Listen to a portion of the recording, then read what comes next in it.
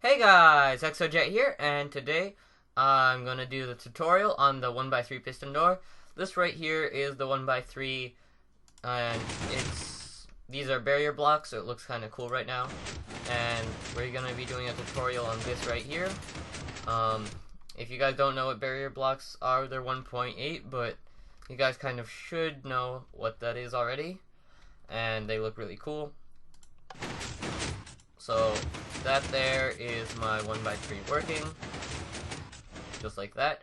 And we're going to be doing a tutorial, so you're going to have to know where you want to build this. And this right here is going to be your floor. That there is going to be your wall. And I'm going to break that part real quick.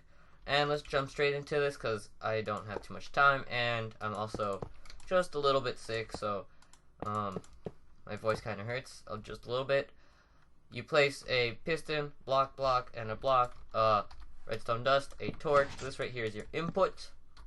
And this is what we're making now, is the closing, which is a very standard 1x3 closing. Like, I didn't come up with this. It's just very standard. Like, almost all 1x3s use this closing. I'm not too sure who came up with it. And so, just follow along. These do need to be slabs, but that's for later. They don't. That comes in handy later. And then you place a 3-tick repeater here. This is gonna be a somewhat in-depth, but I also need to go kind of quickly here. So what this does is when this powers, this right here will attract, causing a 1-tick to that piston. Then this right here will turn off, which will turn on this torch, which will power this and that.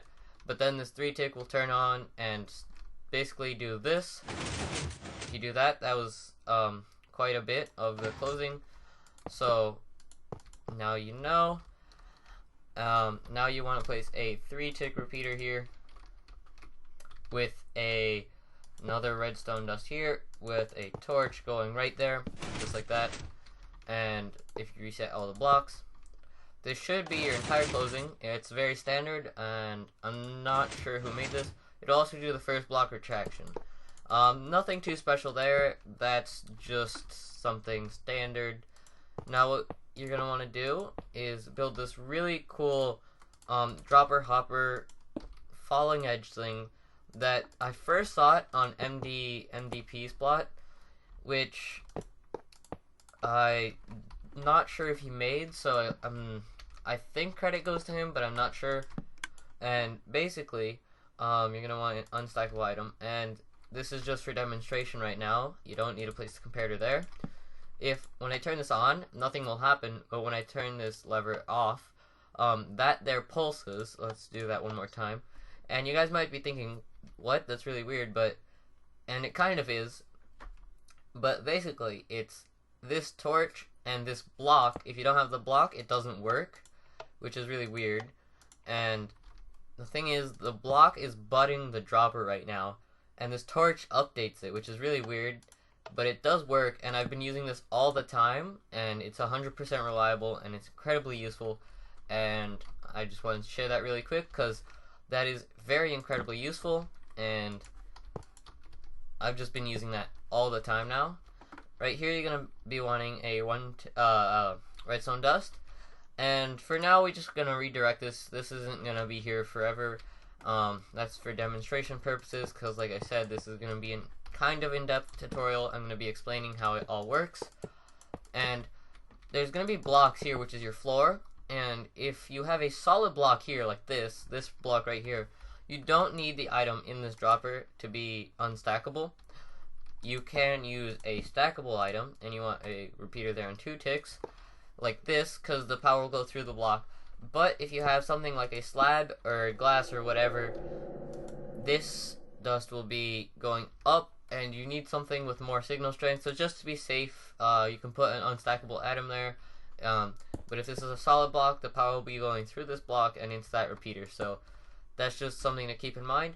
And lastly, place a torch in here, and that right there should happen. So let's go ahead and show what this does. This is the double extender / triple extender right here.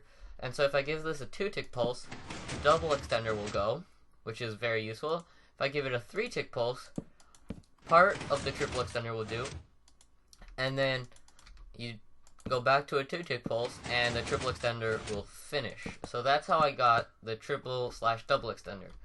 Now here you're going to want to come down with a piston here, facing downwards. No, not there, right there.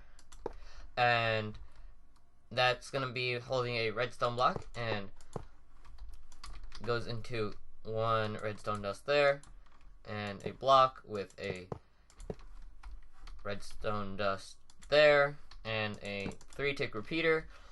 And here I recommend removing that these blocks there just for a second so you don't power anything accidentally. Place a comparator with subtract mode. Make sure the little thing at the front that's lit, so it's subtract mode. And this is like some bug that I've realized, and it's really weird. And it's when you're going to need 5 ticks in total, which is a 4-tick repeater and a 1-tick repeater. But what's really weird is if you use a 3-tick repeater and a 2-tick repeater, this just won't work. And I'm not too sure why. So you need 4 and 1.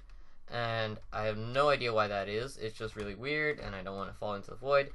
And so that's basically a falling edge. This comparator right here is not sending out power. And as you guys can see here, it's not sending out power because it's locked. And when I unpower this, nothing will really happen. But when I turn this on, this right here will send power through, and then later I will give a 2-tick pulse. And that right there is the first and second block already. So there's how I did that. Let's see if it all works. There we go. Now we need to grab this block and send a 3-tick pulse. The way I did that is if you come back here to this piston that comes down, you're going to want a 4-tick repeater here, and then a piston with a redstone block. And there's a few ways to do this, but I think the cheapest way to do it is with a dropper and a hopper. You can also, I'll show at the end if I have time, a way to do it with a cauldron and a piston. But this is the cheaper way because I think cauldron and piston is more expensive than dropper and hopper. And so you place a 3-tick repeater here, go up, and you want to block that off there so these lines don't mix. And you place another 3-tick repeater, which will go into a dust here that will power this piston here and grab the block. And here you want a 4-tick repeater, and for the triple extender it can be a 3-tick or a 4-tick pulse. And so that's that. That should do most of the triple, and it'll finish. You'll grab the block or not. I totally forgot to put an item in here. Any item will do. Do the triple, which now I think I broke because it wasn't set up properly. Okay, and retract it. Remove these blocks for now. Okay, so that right there was completely normal. That was the beginning part. Now all we need to do is refire that double extender circuit and make sure nothing clocks, and that's it. That's how the entire thing works. What we need to do is place a redstone there. Come in here, and starting to get kind of cramped in here, and we just grab a dropper and a hopper, and to power that you need a comparator here. You place your dropper hopper here. If I can point it upwards, which I can't, so quickly break that piston. Dropper, grab a hopper, just like that. Place an item in the bottom. Any item will do. Go ahead and you can place this piston back. If I can start flying again. Okay, there we go. Just like that. And so that is all that. Now from this redstone dust here, we want to go a block up like that. Place a repeater on 3. Repeater here is also on 3. And right here we're gonna need a repeater on 4. And that right there. So when this all fires, it will go through there and power that dropper, which will extend this. And then Alright. Sorry for the awkward cut there. It happens. And so, where were we? Okay, so this dropper hopper right here will be going into the comparator, which will power this block, which will extend this, and when it retracts, it will do the second part, and let's go ahead and show that. But we're not done yet. This right here will clock. So, what I mean by clock is it won't stop looping. Like, the triple extender will finish, and then extend again, and it'll just keep going. So the way I stop that, and the reason why it clocks, is this piston right here retracts, which will send the pulse back through again. And the way I made it so this this piston does not retract, is actually really strange. And for now, we're just gonna want to power this piston so it won't clock, and let the triple extender finish and do its thing. So the way I got it to clock is if we remove this 4-tick here, we place a 4-tick into the dropper here, just like that, pointing into this dropper, which will bud power this piston here, which will stop it from clocking, which I don't even know how I came up with that. It just kind of worked. And so it's not exactly that repeater isn't exactly budding it, but what it does is it will power this dropper, and before this longer line here, this 3-tick and the 4-tick there will power it.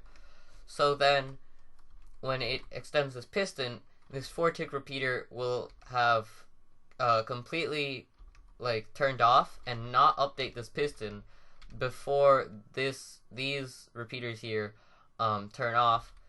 So this piston will think it should, it won't update before this 4-tick repeater right here would update it. Oops, keep it on 4.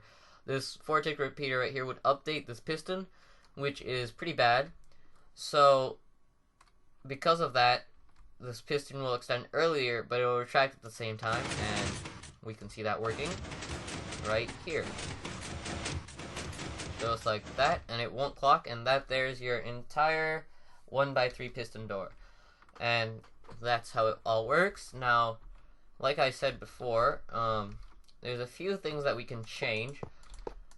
As of right now, there's just like that, you can fill in your floor. And like I said before, if you don't have a dropper and a hopper on hand and you have a piston with a cauldron, you can also use that, and I'll be showing you guys how to do that.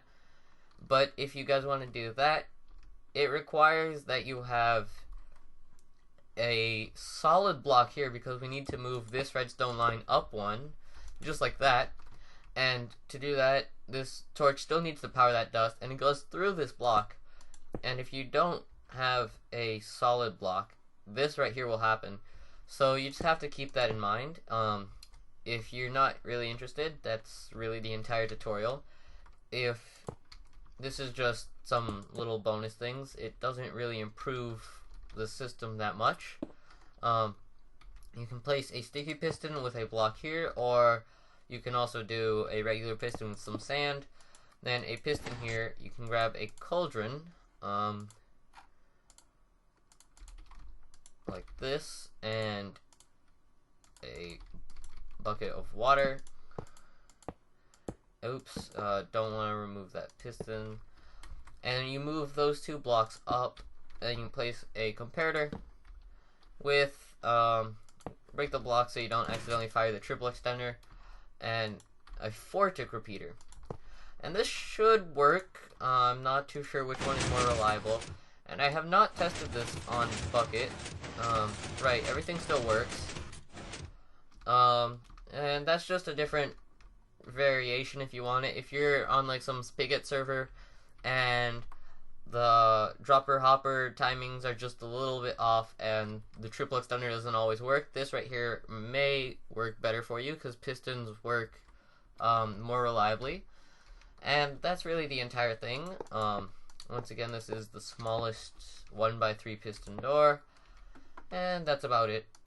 I really have nothing else to say. So you just fill in your ground here, you can fill up your wall here, and some little bonus features of 1x3 doors and why you might want to use one.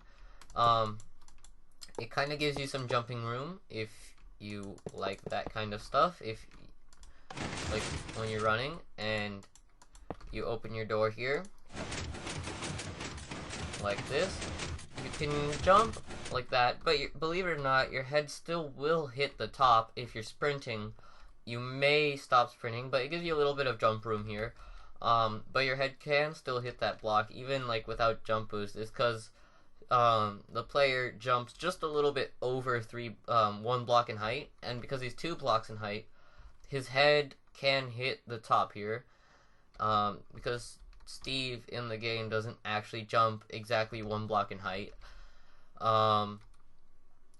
So there's that. But one feature of a 1x3 door is that this can be transparent here, and you won't really see anything like ugly on top or below.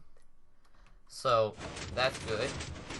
It looks really nice, and when it's open you don't see the transparent block, and when you close it there's a nice little window. So there's that, and like this whole wall here can be used like this. It's just some decorating. But that's it. That's really the entire tutorial. I hope you guys learned something. Yeah. There's not much else to say. There's the 1x3 door. Good luck with building it if you choose to build it in survival. And so yeah. Thanks for watching, and bye.